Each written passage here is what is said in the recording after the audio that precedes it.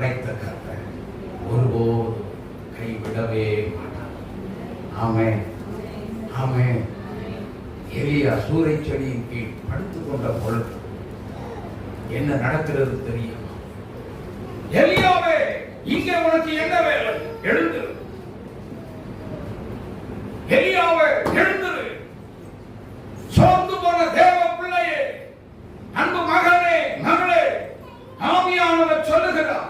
எலியாவை பார்த்து சொன்ன ஒரு வார்த்தையை உனக்கும் சொல்லுகிறார். சோர்ந்து போன விசுவாசியே, உனக்கு இங்கே என்ன வேலை?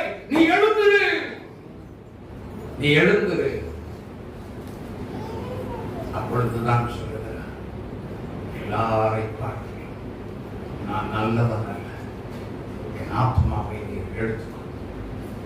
உலக வாழ்க்கை எனக்கு கசந்து போனது, போதும், நான் வாழ்ந்தது போதும், என்னை எடுத்துக்கொள். ஹல்லேலூயா, ஹல்லேலூயா. சோர்வு. அடுத்தது சொல்றாரு, என்ன சொல்றாரு? எழுந்திரு, பின்னாடி பாரு. அப்பா என்ன இருக்குது? அவன் விழித்து பார்க்கிற போது இதோ தலையில் சுடப்பட்ட அடையும் ஒரு பாத்திரத்தில் தண்ணீரும் அவன் தலைமாட்டில் இருந்தது. அவன் தலைமாட்டில் இருந்தது. அப்பொழுது அவன் குசித்து குடித்து திரும்ப படுத்துக் கொண்டான். மறுபடியும் என்னாச்சு? எழுந்தாரு, சாப்பிட்டாரு, தண்ணியை குடிச்சாரு, சொப்பு அங்கேயே வச்சுட்டாரு, முடிஞ்சது. Chapter close. அவருடைய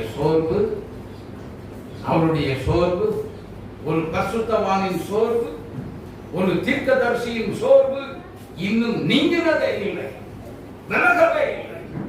மறுபடியும் படுத்துக் கொண்டான். சோர்வு. சாத்தானின் முதல் ஆயுதம் என்னது? முதல் ஆயுதம் என்னது? சத்தமா சொல்லுங்க. சோர்வு. சோர்வு. அதனால்தான் சோர்ந்து போகாதே, நீ விழித்திருந்து ஜெபம் செய். ஹல்லேலூயா, ஹல்லேலூயா. விழித்திருந்து ஜெபம் பண்ணு. எலியா மறுபடியும் அவர் படுத்துக் கொண்ட பொழுது மறுபடியும் வந்து ஒரு தூதன் வந்து தட்டி எழுப்பு என்ன சொல்லுகிறான்? எழுந்திரு, நீ போ, பண்ண வேண்டிய பிரயாணம். எழுந்துரு. எனக்கு அன்பானவர்களே,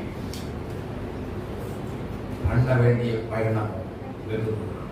ஆனால் சூறைச்செடிக்கு சோர்ந்து போய் விழுந்து கிடக்கிற எலியாவே நீ எழுந்திரு. எலியாவே நீ எழுந்திரு. சூறைச்செடி